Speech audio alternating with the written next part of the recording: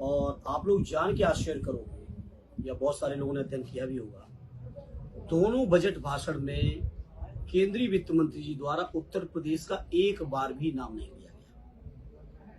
इसी तरह से यूपी की असेंबली में भी वही 2 दिन पहले बजट पेश हुआ, यूपी के वित्त मंत्री जी ने भी एक बार भी, अगर मुझे सही जानकारी है तो उस बजट भाषण में कहीं बदायूं का नाम नहीं आया, कहीं आजमगढ़ का नाम नहीं आया, कहीं इटावा, मैनपुरी और कन्नौज का नाम नहीं आया।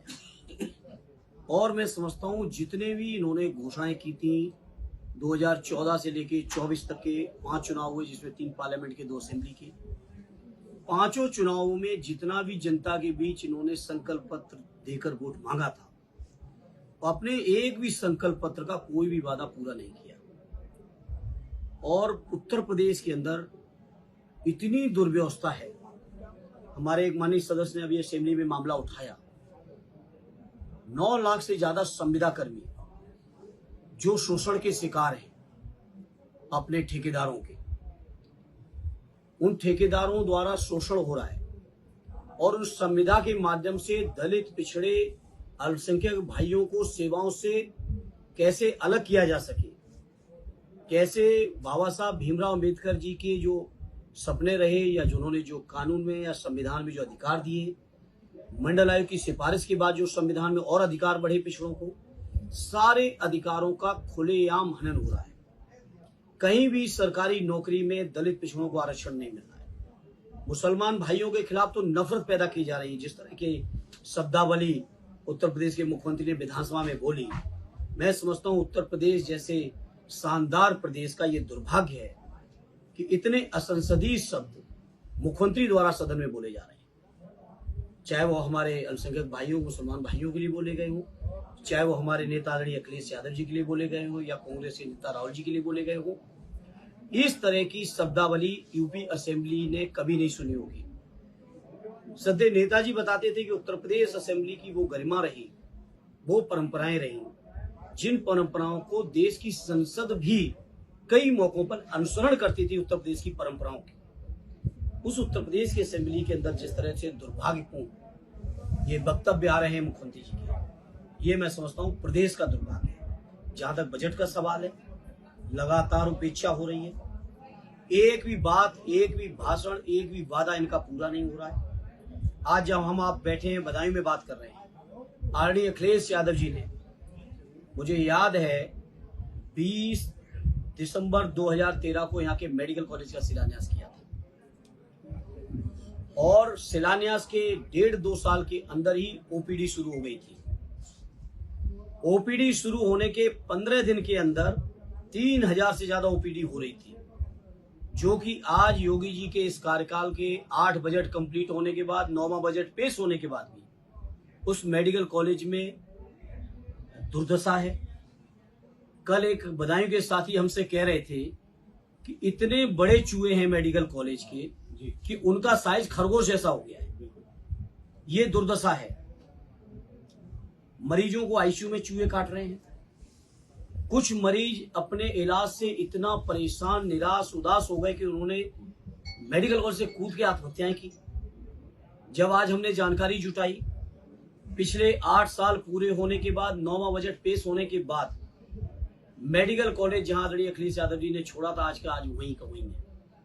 कोई भी उसमें नया विस्तार या जो प्रोजेक्ट के लिए पैसा मिलना चाहिए था, वो पैसा नहीं मिला। आज मैं कह रहा हूं, आप लोग यहां से जाएं अगर मेडिकल कॉलेज, तो 65 डॉक्टरों की कमी है, 65 डॉक्टर्स की अभी भी कमी है। उसमें लगभग 450 बेड का बनना चाहिए था, 303 बेड कागजों पे चल रहे हैं, लेकिन लोग बता रहे हैं वो भी नहीं चल रहे हैं। तो ये तो हाल है। तो मैं जब बदायूं में बैठा हूं तो मैं पूछना चाहता हूं यहाँ के मुख्यमंत्री जी, वित्त मंत्री जी और बीजेपी के यहाँ के नेताओं से कि आखिर बताएं कि केंद्र के बजट में उत्तर प्रदेश को कितना मिला और उत्तर प्रदेश के बजट में बदायूं को कितना मिला, आजमगढ़ को कितना मिला, मैनपुरी को कितना मिला, कन्नौज को कितना मिला, और अगर उपेक्षा हो रही तो आखिर कारण क्या है। तो बीजेपी के लोग ये जो बातें करते हैं, भाषण देते हैं, सबका साथ, सबका विश्वास, किसी का विश्वास नहीं बचा अब इनके ऊपर। इनसे निराश है किसान, आप सोचिए, गन्ना पेराई का आधे से ज्यादा सत्र निकल गया, लेकिन गन्ने का समर्थन मूल्य की घोषणा आज तक नहीं है।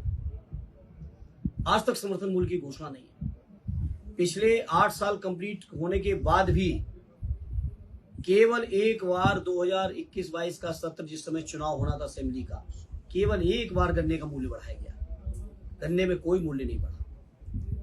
खाद की हालत आपने देखी, ब्लैक मार्केटिंग से कितना किसान परेशान रहा। बिजली किसानों को समय पे मिल नहीं रही है, जिससे वो अपने खेती की सुरक्षा कर सकें, सिंचाई कर सकें। जब वो लेके जाते हैं अपनी फसलें तैयार करके, तो उन पे दलाली तमाम तरीके से चल के उनको न्यूनतम समर्थन मूल्य नहीं मिल रहा है।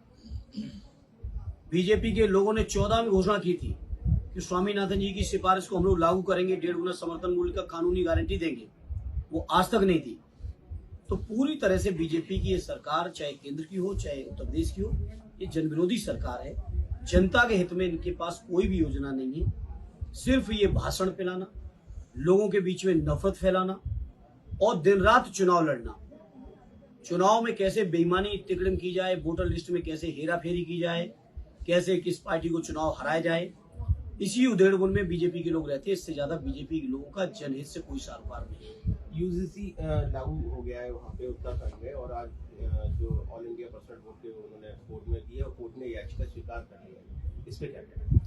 नहीं, ये बताइए, जब आप कश्मीर के अंदर धारा 370 हटा के वहां जमीन खरीदने का देश के किसी भी नागरिक को आप अधिकार दे रहे हो, और उत्तराखंड की सरकार उत्तराखंड में जमीन खरीदने से रोक रही है, तो अब बताओ, दिल्ली की सरकार अपनी जगह सही है कि उत्तराखंड की सरकार सही है? ये बीजेपी का लोगों का जनहित से कोई सारोकार नहीं। यूजीसी लागू हो गया है वहाँ पे उत्तराखंड में, और आज जो ऑल इंडिया परसेंट वोट थे उन्होंने कोर्ट में दिया और कोर्ट ने याचिका स्वीकार कर लिया। इस पे क्या कहना है? नहीं, ये बताइए, जब आप कश्मीर के अंदर धारा 370 हटा के वहां जमीन खरीदने का देश के किसी भी नागरिक को आप अधिकार दे रहे हो, और उत्तराखंड की सरकार उत्तराखंड में जमीन खरीदने से रोक रही है, तो अब बताओ, दिल्ली की सरकार अपनी जगह सही है कि उत्तराखंड की सरकार सही है? ये बीजेपी का हमेशा दोहरा चरित्र है। कभी बीजेपी लोग अपने सिद्धांतों पर एक नहीं रहे। आप देखिए ना, कश्मीर को लेकर इनकी पॉलिसी क्या है, उत्तराखंड को लेकर पॉलिसी क्या है। जवाब मांगिए बीजेपी के लोगों से या सरकार में बैठे लोगों से। सांसद जी दोहरे चरित्र की बात कह रहे हैं। योगी जी कहते हैं सफाई अपने बच्चों को इंग्लिश पढ़ाना चाहते हैं और दूसरों के बच्चों को उर्दू। देश को कठपुतलापन की तरफ ले जाना चाहते हैं।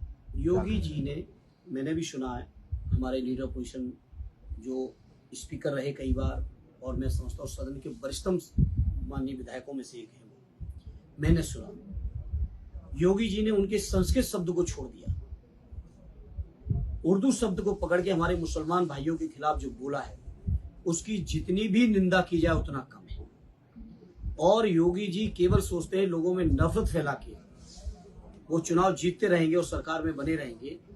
तो मैं बड़ी जिम्मेदारी से कहता हूं, पीडीए के लोग बहुत जागरूक हो चुके हैं आदरणीय अखिलेश जी के नेतृत्व में, और लोकसभा का परिणाम सामने है।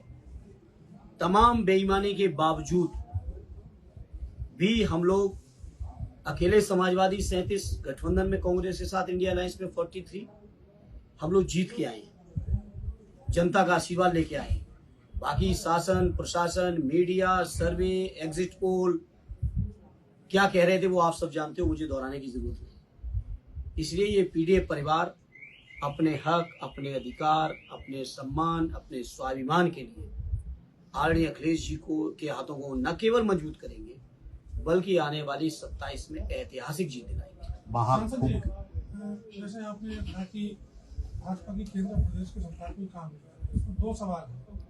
अगर वो काम नहीं कर रहे हैं तो चाहे मिल्कीपुर का उपचुनाव हो या दिल्ली में अभी चुनाव हुआ, भाजपा जीती। और दूसरा इसके साथ सवाल एक और है कि कुंभ को लेके विपक्ष काफी आलोचना कर रहा है। मैं पत्रकार साथी आपसे साथी एक सवाल करूंगा। मिल्कीपुर की आपने चर्चा कर दी, हमारे राष्ट्रीय अध्यक्ष जी ने न्योता दिया था आप सभी को, राष्ट्रीय, अंतर्राष्ट्रीय, प्रांतीय सभी मीडिया के साथियों को कहा था कि मिल्कीपुर के चुनाव को आके देखें, एक आदर्श चुनाव है कवरिंग के लिए।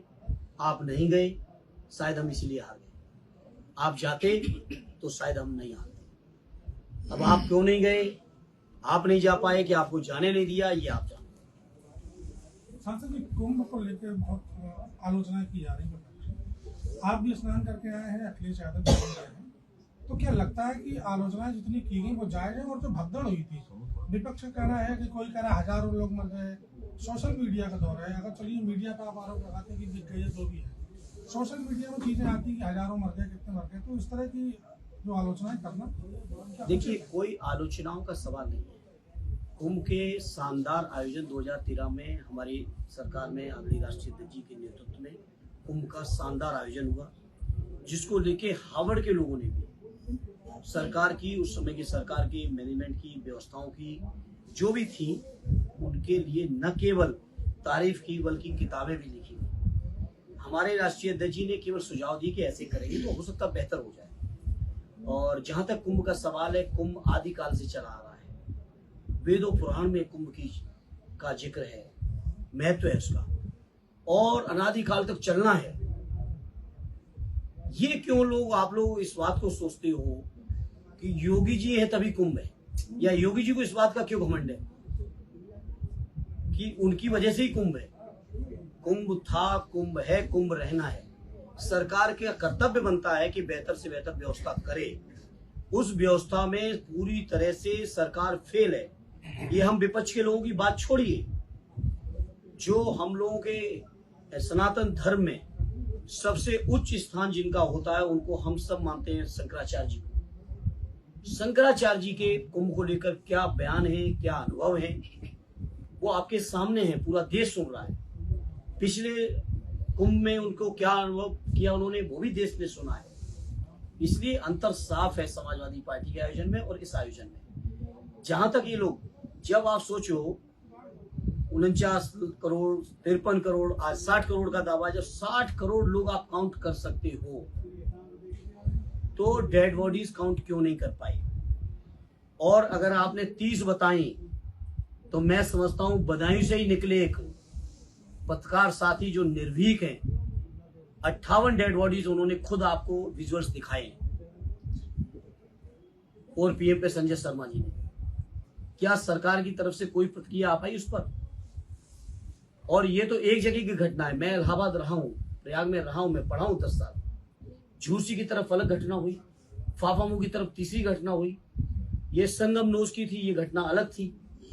तो आप सोचो किस तरह से। और ट्रैफिक का जो आलम है वहां, मैं समझता हूं मौनी अमावस्या से लेके आज तक प्रयागराज का ट्रैफिक दुरुस्त नहीं हो पाया।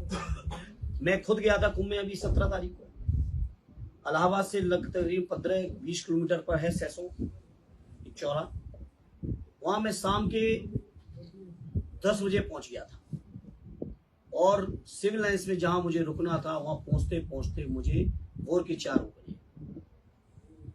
तो वहीं कोई व्यवस्था नहीं। आपने तो कहा था 100 करोड़ का इंतजाम है, कोई व्यवस्था नहीं। ट्रैफिक का दुर्दशा है, मैं खुद अपनी आंखों से देख के आया हूं। हालांकि इस कुंभ के बारे में इनको श्रेय लेने का कोई हक नहीं। कुंभ आदिकाल से चला है, अनादिकाल तक चलना है। वो लोगों की मान्यता है, अब से नहीं, जब योगी जी नहीं थे तब भी, और योगी जी कल को नहीं होंगे तब भी चलना है। ये उसी तरह से है जैसे इन्होंने कहा कि हम राम को लाए। अयोध्या वासियों ने बता दिया कि भगवान राम अयोध्या के थे, आप लाने वाले कोई नहीं। सांसद जी मुख्यमंत्री गठबंधन को लेकर